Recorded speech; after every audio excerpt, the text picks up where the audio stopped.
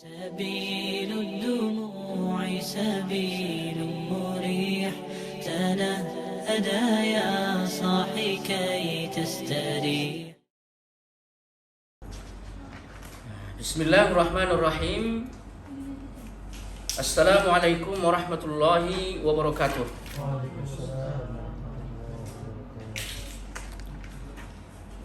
Alhamdulillahi rabbil alamin. Wa bihi nasta'in ala umuri dunya waddin. Ashhadu an la ilaha illallah wahdahu la syarika lah. Wa ashhadu anna Muhammadan abduhu wa rasuluhu la nabiyya ba'dah. Qala Allah tabaraka wa ta'ala fi kitabil karim, a'udzu billahi minasy syaithanir rajim. Ya ayyuhalladzina amanu taqullaha haqqa tuqatih wa la tamutunna illa wa antum muslimun. Pertama sekali, kembali sama-sama kita panjatkan puji dan syukur atas kemudahan serta kesehatan yang telah diberikan oleh Allah Subhanahu wa taala kepada kita semua, sehingga kita dapat bertemu kembali di rumah yang sangat berkah ini dalam rangka untuk mempererat silaturahim. Kemudian kita isi dengan kajian, insya Allah ini bertujuan untuk tawasau bil haqqi wa tawasau bis sabar. Artinya dengan adanya kajian diharapkan hubungan yang baik antara keluarga ini semakin baik dan semakin baik, sehingga pada akhirnya nanti semuanya sama-sama dimasukkan oleh Allah Subhanahu wa taala ke dalam surga. Kemudian selawat dan salam sama-sama kita junjung tinggikan tentunya kepada Nabi kita yang sangat mulia, Nabi besar Muhammad sallallahu alaihi wasallam. Mudah-mudahan kita semua dapat menjalankan agama sesuai dengan yang dicontohkan oleh beliau. Karena apapun yang muncul dari beliau, hakikatnya itulah tazkiyah. Apa yang dicontohkan beliau, apa yang diperintahkan beliau, dan apa yang dilarang beliau, itulah akhlak. Maka jika akhlak kita betul-betul baik kepada Allah, akhlak kita baik kepada sesama manusia, terutama keluarga-keluarga dekat, maka orang-orang inilah sesungguhnya orang-orang yang betul-betul mendapatkan tazkiyah. Pada kesempatan yang sangat mulia ini, kita memasuki materi, dan buku yang kita jadikan sebagai rujukan adalah Az-Zuhdu war-Raqa'iq. Buku ini ditulis oleh Dr. Ahmad Farid. Nah, buku ini konsentrasinya adalah berbicara tentang tazkiyatun nufus. Pembahasan pertama di sini beliau membahas seputar hati yang dimiliki oleh manusia. Karena pada dasarnya baik atau tidaknya seseorang dalam berperilaku, hal ini sangat bergantung kepada kondisi hati.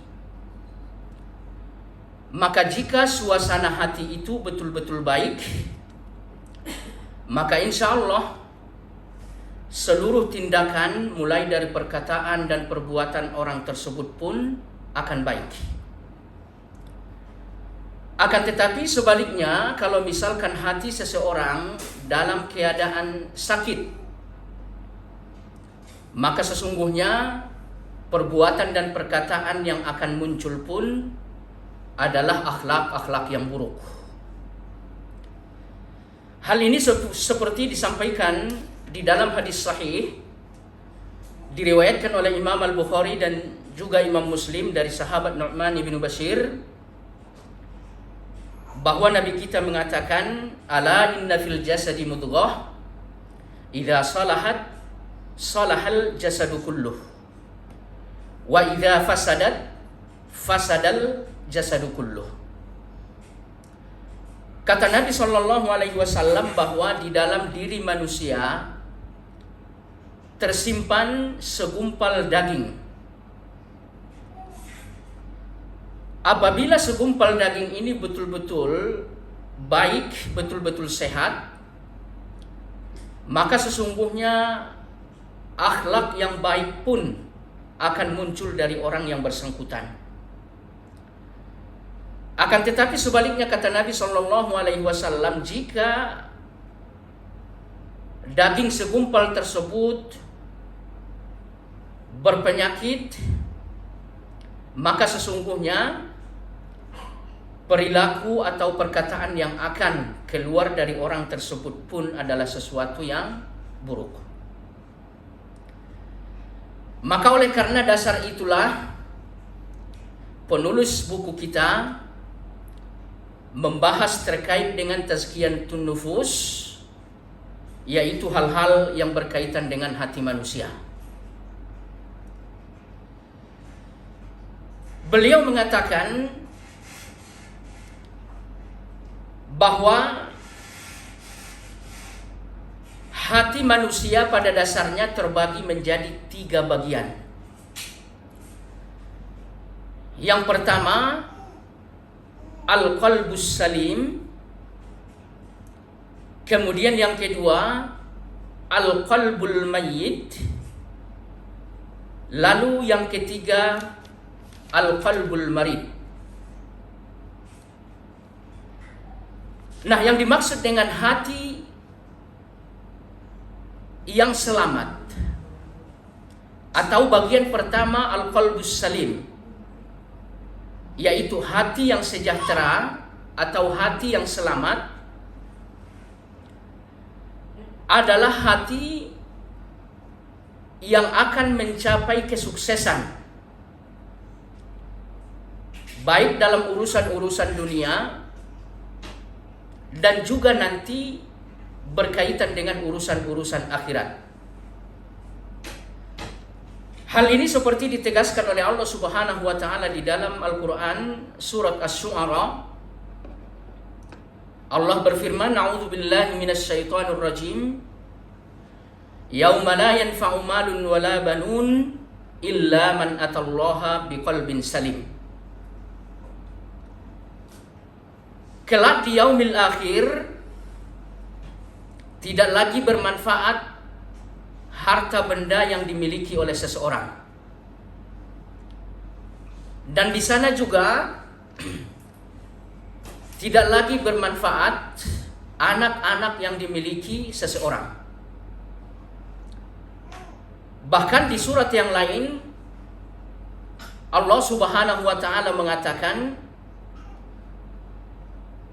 "Yauma yafirrul mar'u min akhihi wa ummihi wa abihi wa sahibatihi wa bani." Jadi pada hari kiamat kelak, kata Allah Subhanahu wa taala, justru sanak saudara itu malah saling menghindar. Bahkan seorang suami terhadap istrinya, nah ini saling menjauh.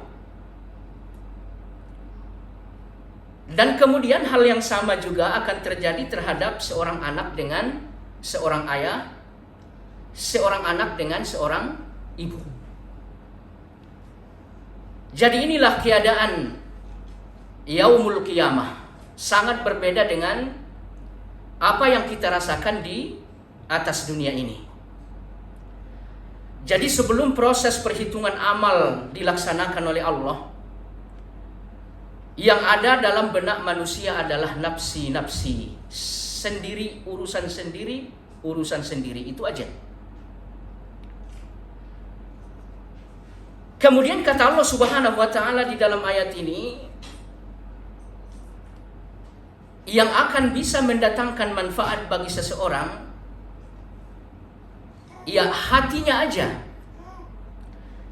Jika ia memiliki hati yang salim, hati yang selamat, maka insya Allah urusan-urusan yang akan diproses oleh Allah nantinya betul-betul dapat ditempuh dengan kesuksesan. Akan tetapi kalau misalkan kondisi hati kita tidak salim, maka sesungguhnya urusan yang sederhana sekalipun nantinya di hadapan Allah akan menjadi urusan yang besar. Maka oleh karena itu, sepanjang hidup di atas dunia ini, tugas utama kita adalah mencari juru keselamatan kelak di akhirat.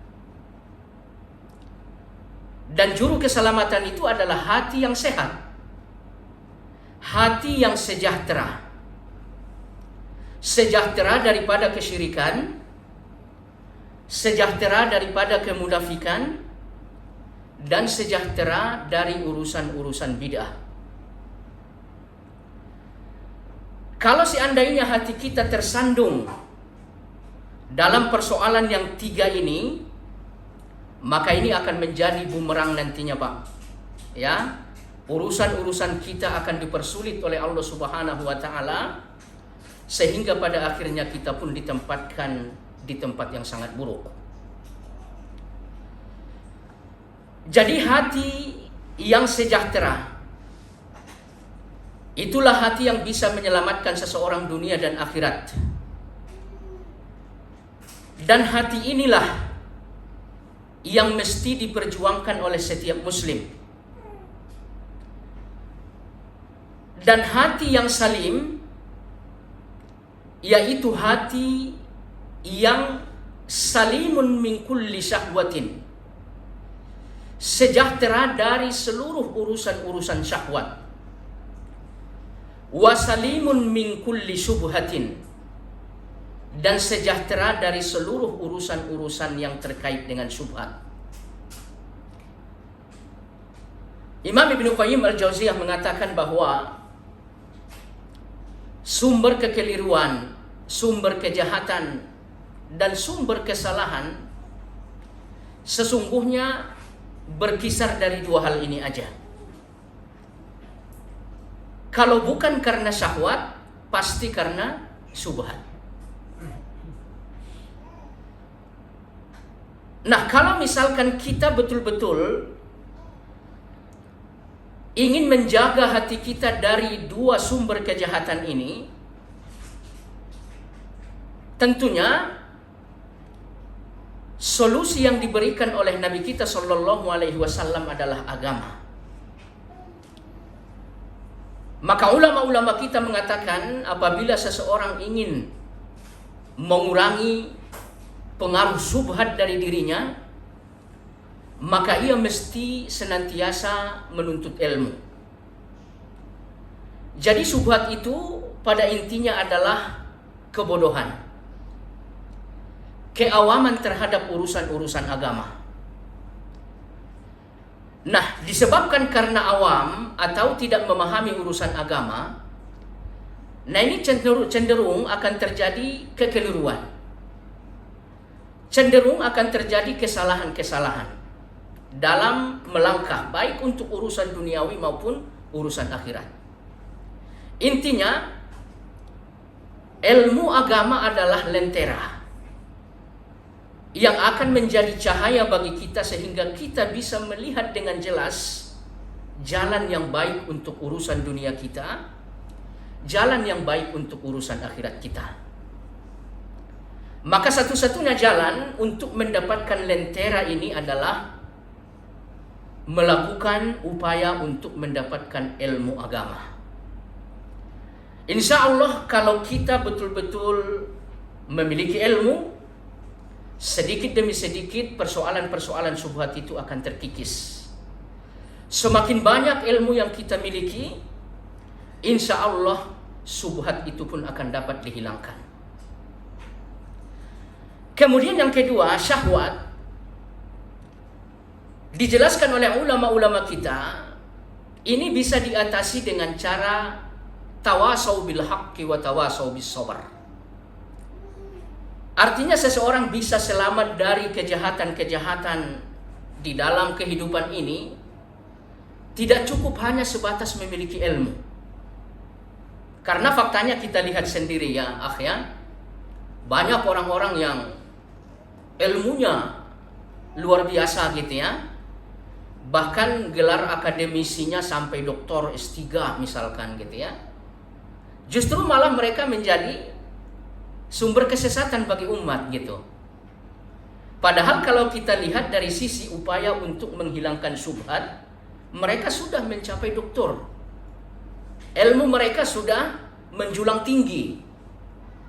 Akan tetapi ternyata dengan ilmu saja tidak cukup untuk menjadi orang yang selamat, baik di dunia ini maupun kelak di akhirat. Mesti kita lakukan persoalan yang kedua, yaitu menjaga syahwat. Tentunya dengan upaya watawasau bil haqqi watawasau bis sabar. Senantiasa bernasihat tentang kebenaran dan bernasihat untuk memiliki kesabaran dalam menjalankan kebenaran tersebut. Jadi kalau untuk hanya sekedar bernasihat soal kebenaran, nah ini dapat dilakukan oleh semua orang. Karena bernasihat untuk mendapatkan kebenaran itu adalah talabul ilm. Nah ini yang kita maksud tadi, cara untuk menghilangkan syubhat. Artinya tawasau bil haqqi ini upaya untuk menghilangkan syubhat. Bernasihat sehingga kebenaran menjadi jelas. Nah ini mudah dilakukan karena sekarang majelis ilmu itu di mana-mana ya. Majelis ilmu itu saban waktu ada. Apalagi dengan keadaan teknologi yang luar biasa sekarang. Kajian dimanapun bisa kita ikuti gitu ya. Jadi tawasau bil haqqi, upaya untuk mendapatkan ilmu sebagai sarana untuk menghilangkan syubhat itu mudah sekali sekarang. Cuman persoalannya tidak cukup hanya sebatas itu. Kita harus melangkah ke poin yang kedua, yaitu tawasau bis sabar. Kita harus bernasihat juga supaya sama-sama sabar untuk menjalankan kebenaran yang telah kita ketahui. Maka dengan demikian, upaya untuk menghilangkan pengaruh syahwat adalah kesabaran. Ya, upaya untuk mengurangi pengaruh dari syahwat adalah memiliki kesabaran. Jadi kalau kita bersabar, lalu syahwat datang, insya Allah syahwat itu akan dikalahkan. Ya, kita bersabar, datang lagi syahwat yang lain, insya Allah itu bisa kita atasi. Dan di dalam Al-Quran Allah menjelaskan pintu-pintu syahwat yang selalu menyerang kita gitu ya. Dan ini sebetulnya persoalan fitrah manusia ya. Kata Allah Subhanahu wa taala, zuyyina lin-nasi hubbus syahwat minan nisa. Ini yang pertama. Jadi seseorang itu akan diserang oleh syahwat melalui pintu perempuan. Ya. Jadi perempuan wallahu a'lam, ini persoalan yang sangat mengkhawatirkan untuk keselamatan seseorang. Ya. Jadi tidak bisa dipungkiri siapapun ya pasti akan berpengaruh dengan adanya perempuan tersebut. Apalagi kalau misalkan wanita yang menjadi pendamping kita bukan orang-orang yang zatuddin, memegang agama. Kalau begitu keadaan wanita yang menjadi pendamping kita, kita akan terperosok ke tempat yang paling rendah. Akan tetapi kalau misalkan wanita yang menjadi pendamping kita zatuddin, Nabi berjanji taribat yadaka, tangan kita itu akan terangkat, kehormatan kita itu akan semakin tinggi. Bahkan Allah dan makhluk-makhluk yang ada di langit pun akan ikut memuliakan kita. Jadi keberadaan wanita bagi siapapun ya, ini persoalan yang sangat mengkhawatirkan. Maka oleh karena itu harus ada upaya kerjasama untuk membangun ta'awun alal birri antara suami dengan istri. Bahkan di dalam hadis Nabi kita SAW mengatakan suami terbaik, kata Nabi, yaitu seorang suami yang bangun di tengah malam, lalu kemudian ia sholat. Ternyata istrinya belum bangun, dibangunkan, istri menolak, lalu suaminya memercikkan air ke wajah istrinya sehingga ia bangun, lalu melakukan qiyamul lail. Nah, ini suami terbaik. Artinya ada nasihat di dalam rumah tangga tersebut. Ya. Ada upaya untuk saling mengajak untuk melakukan kebaikan di dalam rumah tangga tersebut. Kemudian sebaliknya kata Nabi, istri terbaik ya seorang istri yang bangun di tengah malam, lalu kemudian ia sholat, ia lihat suaminya belum bergegas, bahkan masih tidur, lalu dibangunkan. Ketika menolak, ia memercikkan air sehingga suaminya bangun untuk qiyamul lail. Jadi wallahu a'lam, inilah orang-orang terbaik dalam keluarga. Suami terbaik yaitu suami yang mengajak istrinya untuk bermunajat kepada Allah. Istri yang terbaik adalah istri yang mengajak suaminya untuk bangun di tengah malam, di malam yang sunyi, untuk berduaan dengan Allah Subhanahu wa ta'ala. Insya Allah kalau dalam keluarga ini diupayakan sehingga menjadi kebiasaan dalam keluarga kita, istri akan menjadi berkah, suami juga akan menjadi berkah, dan jalan menuju kehidupan yang baik di atas dunia ini terbuka lebar. Dan insya Allah keluarga seperti ini pun akan diselamatkan oleh Allah kelak di yaumil akhir. Kemudian yang kedua, pintu syahwat. Seperti dijelaskan oleh Allah Subhanahu wa ta'ala adalah al-banin, anak-anak. Jadi anak-anak ini ya seperti yang kita sampaikan tadi, Pak. Mungkin di dunia ini bisa menjadi pelipur lara. Di dunia ini bisa menjadi hiburan. Di dunia ini bisa menghilangkan rasa penat gitu ya, dan bisa meringankan beban. Tapi kalau misalkan anak-anak ini tidak dikendalikan sesuai dengan keinginan agama, nah ini malah nantinya bakal membahayakan kita di akhirat. Makanya Allah mengatakan di dalam Al-Quran, innama amwalukum wa auladukum fitnah. Ya. Jadi harta kita, anak-anak kita itu fitnah dari Allah. Jika kita betul-betul mampu mengendalikan, maka ia akan manfaat dunia dan akhirat. Tapi kalau misalkan kita yang dikendalikan, maka ia akan menjadi bumerang bagi kita di dunia ini dan juga kelak di akhirat. Kemudian syahwat berikutnya kata Allah Subhanahu wa ta'ala, yaitu kepemilikan terhadap harta benda berupa emas dan perak. Hal ini sebetulnya kecenderungan alamiah manusia, ya. Jadi semua manusia seperti itu, menginginkan harta benda, menginginkan perhiasan dari emas dan perak. Semuanya begitu. Orang-orang salih seperti itu. Hanya saja yang berbeda, adanya perhiasan atau harta ini di tangan orang solih dengan orang yang tidak solih adalah aplikasinya, itu aja. Ya, jadi kalau harta benda berupa emas dan perak berada di tangan orang-orang yang solih, maka dunia ini akan jaya. Ya, dunia ini akan jaya. Karena orang-orang solih tidak ingin ada orang-orang lain yang terlantar. Orang-orang solih sadar betul bahwa Allah menginginkan zakat dan infak dari harta yang ia miliki. Makanya kalau harta dunia ini dikuasai oleh orang-orang solih, insya Allah dunia ini akan jaya. Tapi kalau misalkan harta benda ini dikuasai oleh orang-orang kafir, ya orang-orang kafir itu monopoli.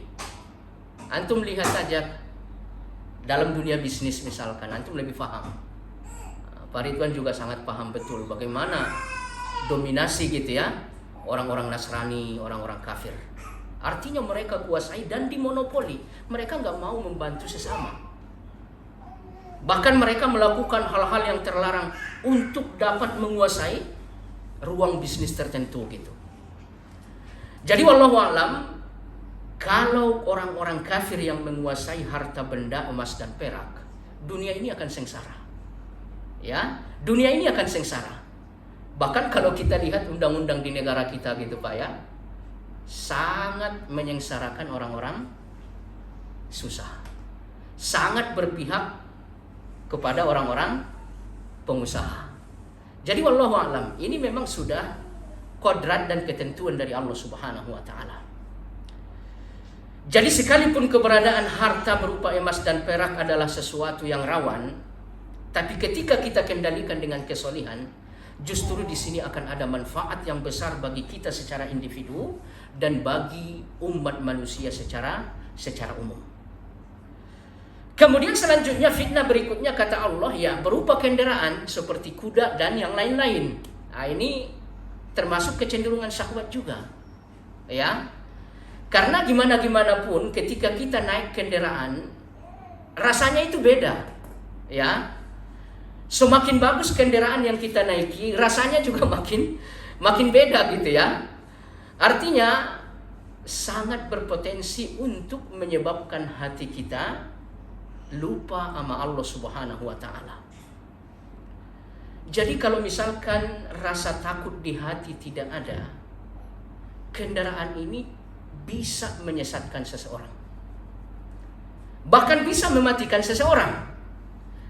Ya contohnya kalau kita lagi asik dalam berkendara, kita lupa sama mati, kita nggak takut, berani aja udah.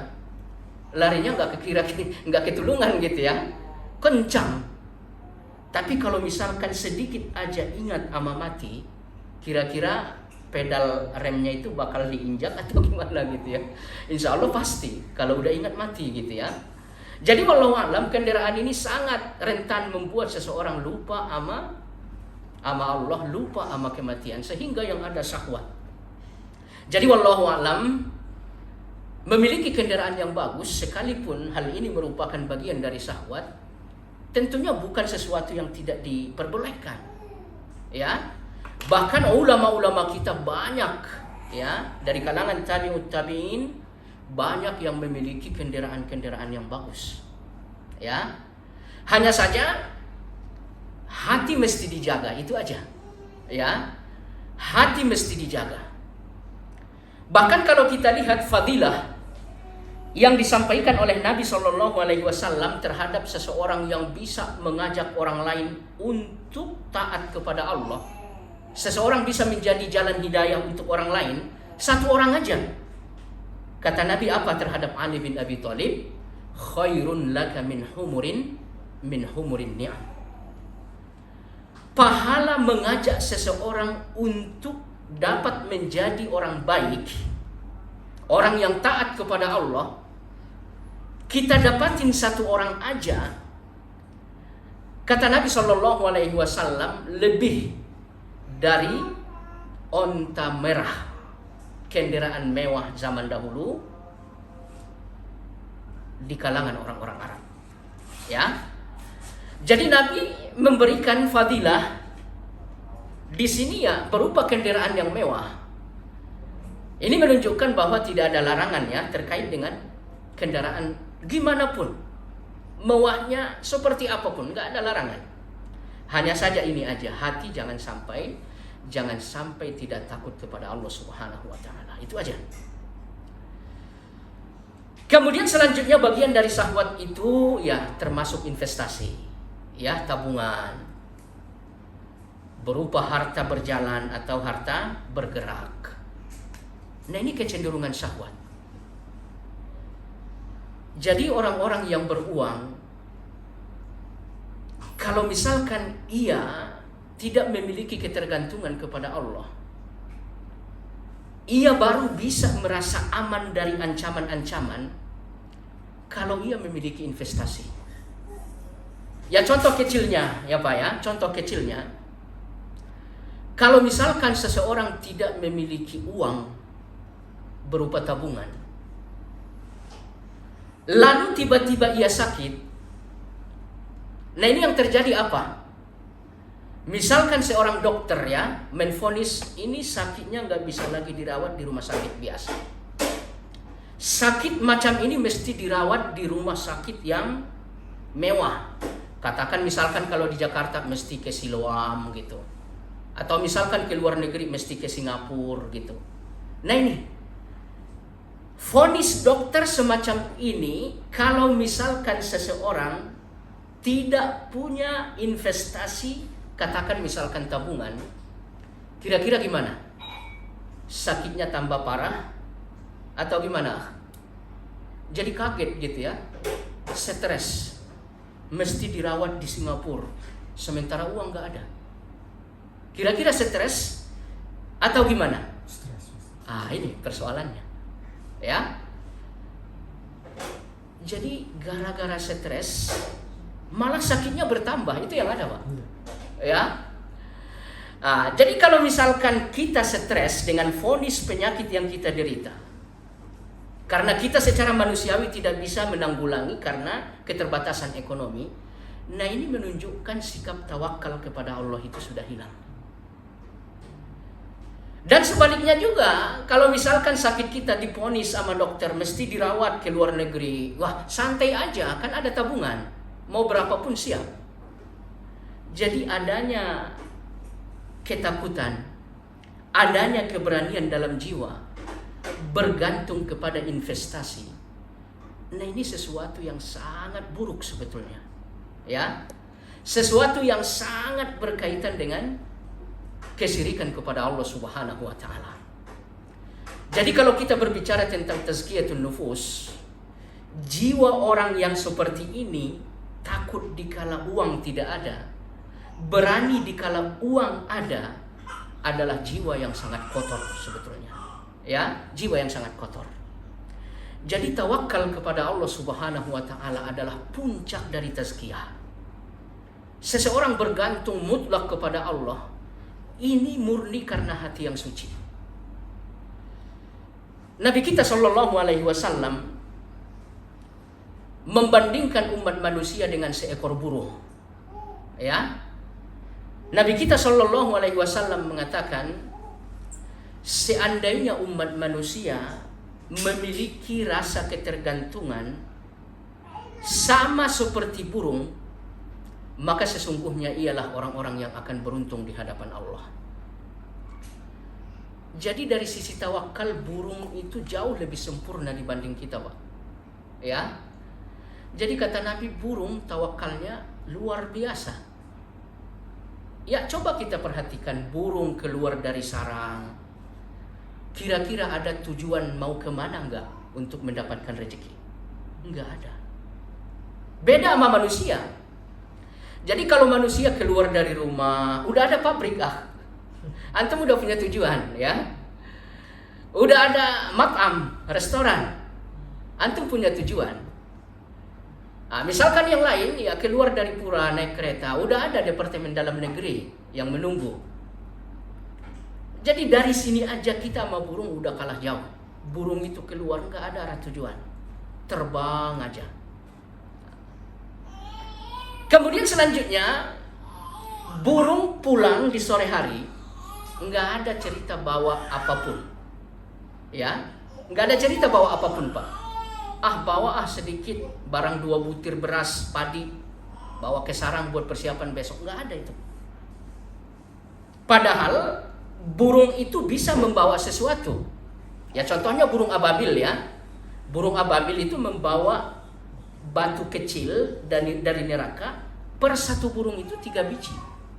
Di paruh 1, di kaki ada 2. Jadi per satu burung membawa batu ada 3 buah. Nah burung ya pada hakikatnya bisa membawa persediaan untuk besok, lusa atau bulan depan bisa.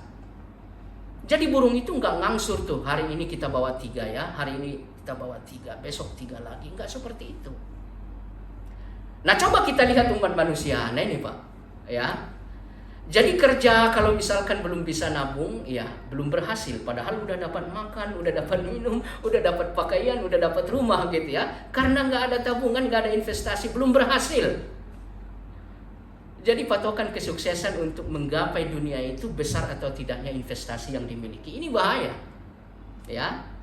Cuman bahaya, ya pada saat seperti yang kita sampaikan tadi, adanya ketakutan dalam jiwa dan keberanian bergantung kepada investasi, ini bahaya. Burung tidak pernah tergantung ama apapun. Burung tidak pernah takut ama waktu-waktu yang akan datang. Nah, ini manusia takut ama masa depan, siapin investasi. Takut sama masa depan anak-anak. Ini udah anak-anak loh, bukan diri sendiri lagi gitu ya. Masa depan anak-anak, siapin investasi. Makin parah, tidak sedikit dari kaum muslimin yang menyediakan investasi untuk 7 turunan. Sampai 7 turunan diantisipasi. Nah ini, kalau tawakal itu udah berkurang. Artinya apa?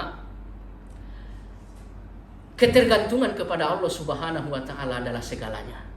Ya. Di saat kita memiliki dunia, kalau ketergantungan ini tetap kokoh kepada Allah, itulah nikmat yang paling besar. Artinya, masih dikatakan seseorang yang hanya memiliki ketergantungan, tapi nggak memiliki dunia gitu ya. Ini tahapan apa namanya, tazkiyahnya itu masih 50%. Ya, bisa aja gitu ya, nggak tergantung sama investasi karena memang nggak ada gitu Pak. Mau gimana, orang nggak ada gitu ya. Tapi kalau memang ada, lalu ia bisa tidak tergantung dengan investasi, ia tetap tergantung kepada Allah. Inilah puncak tazkiyah itu. Jadi kalau misalkan seperti yang dikatakan oleh ulama-ulama, orang yang tidak memiliki lalu ia tidak tergantung, nah ini sifatnya ijbari gitu loh Pak. Terpaksa. Ya, terpaksa. Sementara orang yang memiliki bahkan luar biasa gitu ya, tapi ia tetap bisa mengkondisikan hati tergantung kepada Allah. Ini ikhtiari. Jadi ketaatan kepada Allah Subhanahu wa taala berkisar di antara dua ini. Kualitasnya seperti apa? Kira-kira ketaatan ini ijbari atau ikhtiari? Ya contoh misalkan. Contoh ya. Nabi SAW menjanjikan 2 kebaikan terhadap orang yang bersabar mendapatkan musibah kematian. Ya, mereka akan mendapatkan sholawat dari Allah, kemudian mereka akan mendapatkan rahmat dari Allah. Nah, persoalannya kesabaran ini ijibari atau ikhtiari, ini persoalannya. Kalau seandainya sabar terhadap ujian yang menimpa ijibari, terpaksa karena keadaan, pahalanya sesungguhnya nggak ada. Ya contoh misalkan saat musibah terjadi, dia nggak bisa sabar nangis sejadi-jadinya, caci maki gitu ya, bahkan menyakiti diri. Akan tetapi selang 1 jam berkurang, ya kan? Selesai 1 hari berkurang.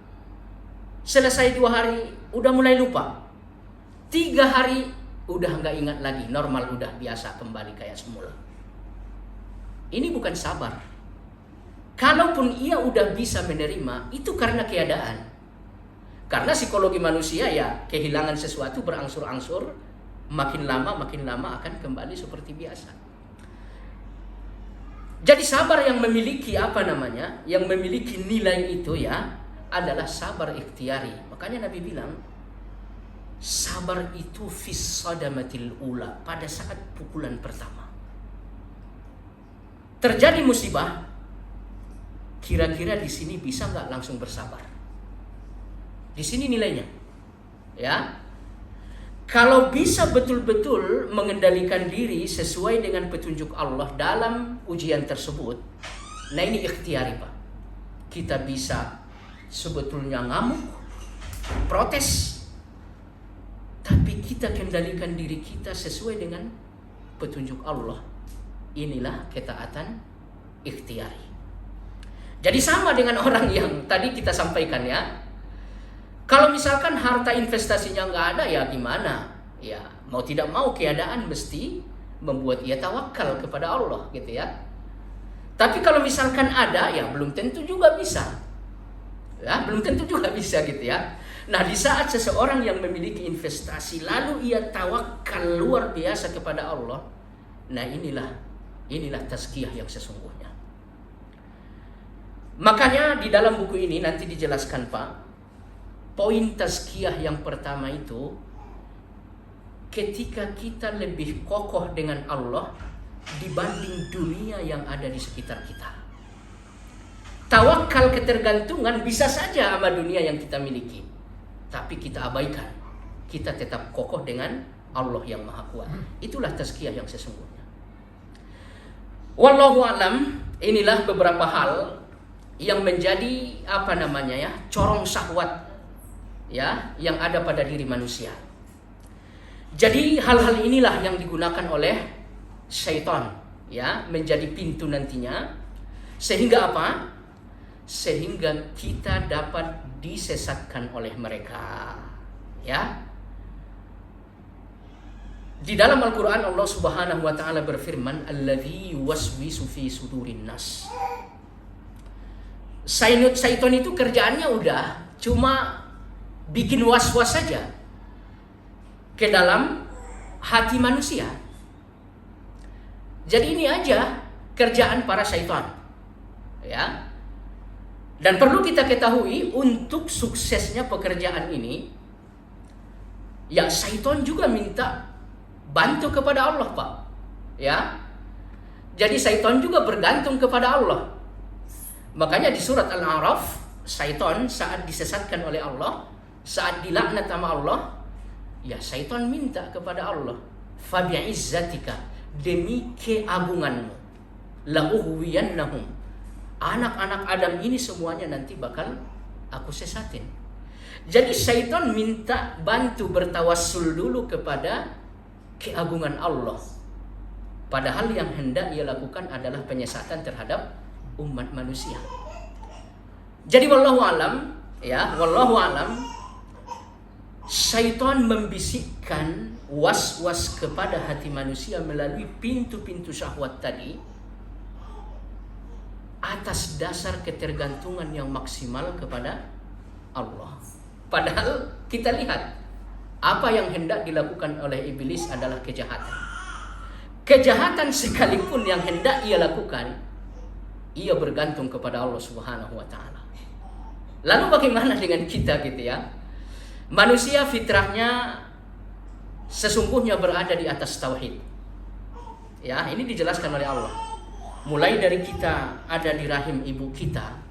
Nah, ini Allah udah minta kesaksiannya. Alastu bi rabbikum. Kita jawab apa? Bala syahidna. Kami bersaksi. Kemudian kita lahir. Nabi mengatakan apa? Kullu maulud yuladu. Setiap bayi yang lahir itu fitrahnya Islam. Hanya saja bi'ah, lingkungan gitu Pak ya. Lingkungan ini yang menjadi perusak. Lingkungan yang pertama adalah orang tua. Makanya Nabi mengatakan, kalau misalkan ayahnya ngajarin anak menjadi majusi, udah anak bakal jadi majusi. Kalau misalkan anak orang tua nuntun anak jadi Yahudi, udah jadi bakal Yahudi, Nasrani, seperti itu juga. Jadi dasar kita itu sebetulnya adalah fitrah tauhid. Nah, ini persoalannya. Untuk melakukan sesuatu yang diridhoi Allah, kadang-kadang kita nggak bergantung kepada Allah. Ini masalahnya. Ya. Untuk menjalankan ibadah kepada Allah, karena ini hakikat dari diri kita ya. Tauhid itu implementasinya adalah ibadah. Nah, untuk menjalankan ibadah, kadang-kadang kita nggak bergantung kepada Allah. Padahal Imam Ibnu Qayyim Al-Jauziyah mengatakan, seseorang menjalankan ibadah mesti memulai dengan billah, mengakhiri dengan lillah. Nah, ini kata Imam Ibnu Qayyim. Kita hendak sholat, motivasinya apa? Kita awali sholat ini dengan apa? Mesti dengan billah. Selesai sholat, tujuan kita apa? Finish kita apa? Nah, mesti lillah, untuk Allah Subhanahu wa taala. Jadi kita harus mengawali ibadah kita, aktivitas dunia kita billahi, dan diakhiri dengan lillahi. Yang disebut dengan billah, apapun yang hendak kita lakukan, kita yakini itu nggak bisa kita lakukan kalau bukan karena dibantu sama Allah. Ini yang disebut dengan billah. Kita beribadah kepada Allah, sesungguhnya ibadah itu bisa kita lakukan karena Allah membantu. Kita bisa berdiri tegak sholat, itu bisa kita lakukan karena Allah memberikan makanan dan minuman kepada kita. Kalau seandainya Allah tidak menyediakan makanan, minuman bagi kita 1 bulan aja, boro-boro berdiri untuk sholat lah, ya, berjalan ke masjid aja nggak bakal bisa. Gitu. Jadi Imam Ibnu Qayyim Al-Jauziyah mengatakan, billah, kita harus mengawali segala sesuatunya dengan Allah. Artinya kita harus sadari bahwa apapun yang hendak kita lakukan berdasarkan rububiyah Allah, Pak. Berdasarkan rububiyah Allah. Kita beribadah karena Allah menghidupkan kita, Pak. Ya. Kita bekerja karena Allah memberikan ilmu kepada kita. Kita berhasil karena Allah memberikan rezeki dan kesuksesan kepada kita. Jadi semuanya kembali kepada Allah. Maka oleh karena itu Qarun dilaknat oleh Allah Subhanahu wa taala, sampai-sampai Qarun bersama harta kekayaan yang dimiliki masuk ke dalam perut bumi. Masalahnya apa? Qarun tidak bisa billah. Artinya apa? Di dalam Al-Quran Allah mengatakan, mengutip pernyataan Qarun, ya, innama utituhu ala ilmin indi. Saya bisa kaya seperti ini, saya bisa punya harta melimpah seperti ini karena saya apa? Punya ilmu. Saya jago bisnis. Saya punya keterampilan. Nah, ini yang diyakini oleh Qarun gitu ya. Jadi kesuksesan ini beliau nisbatkan kepada kehebatan dirinya. Nah, ini yang menyebabkan Qarun ditenggelamkan oleh Allah, Pak. Kalau kita bicara tauhid, keadaan seperti ini kategorinya masuk syirik. Syirik seperti ini disebut dalam istilah tauhid syirkut ta'til. Ya, syirkut ta'til. Yang dimaksud dengan ta'til itu menafikan peranan Allah Subhanahu wa taala. Jadi apapun kegiatan yang hendak kita lakukan terkait agama, ibadah, terkait usaha keduniaan, nah ini mesti kita awali, kita start up dari billah. Apa itu billah? Rububiyah yang telah diberikan oleh Allah Subhanahu wa taala.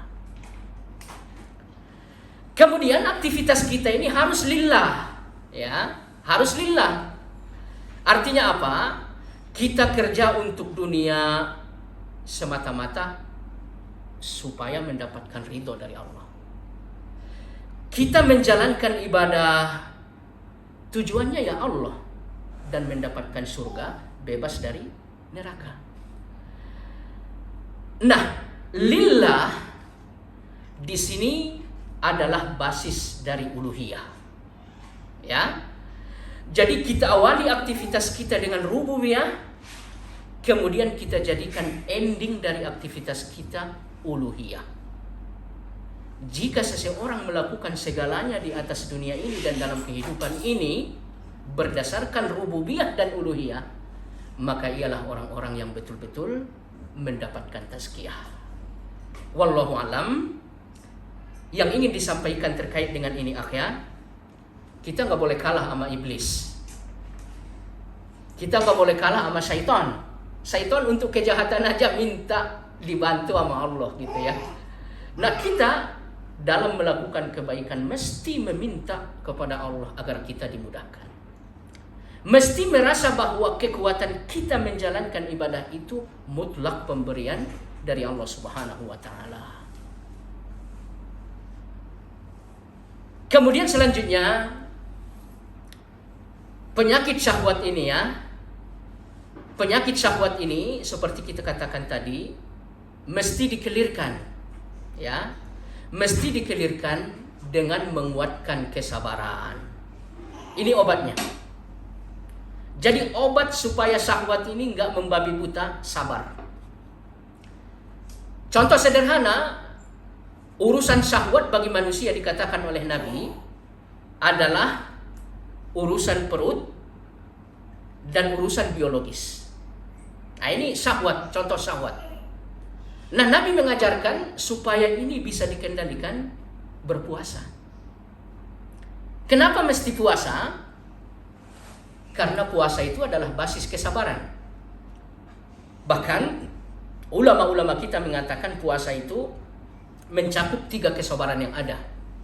Sabar menjalankan perintah Allah, sabar menahan diri dari larangan Allah, kemudian yang ketiga sabar menimpa apabila ujian menimpa. Jadi 3 kesabaran ini lengkap berada di dalam ibadah puasa. Jadi kalau kita berpuasa, insya Allah syahwat untuk makan, minum itu berkurang. Ya, insya Allah berkurang. Nah, itu yang pertama. Yang kedua, dengan puasa, ya ini berdasarkan penelitian orang-orang kesehatan gitu ya, akan memperkecil saluran pembuluh darah. Dan Nabi mengatakan syaitan itu masuk ke diri kita melalui apa? Majarad dam, melalui saluran darah. Jadi makin kecil saluran tersebut, maka lingkup mereka pun makin kecil. Jadi kalau misalkan syahwat kita terkendalikan, ruang lingkup untuk syaitan pun dapat diperkecil, maka insya Allah dengan itu kita akan sukses mengendalikan pengaruh-pengaruh buruk dari syahwat yang ada. Sampai di sini Pak ya, sampai di sini. Mudah-mudahan dari pelajaran hari ini dapat ilmu yang bermanfaat, dan insya Allah atas izin dari Allah dapat kita amalkan sehingga kita betul-betul memiliki hati yang betul bersih, betul sejahtera, selamat dan menyelamatkan di dunia dan kelak di akhirat. Kita tutup dengan kafarah majelis. Subhanakallahumma bihamdika asyhadu an la ilaha illa anta astaghfiruka wa atubu ilaik. Assalamualaikum warahmatullahi wabarakatuh.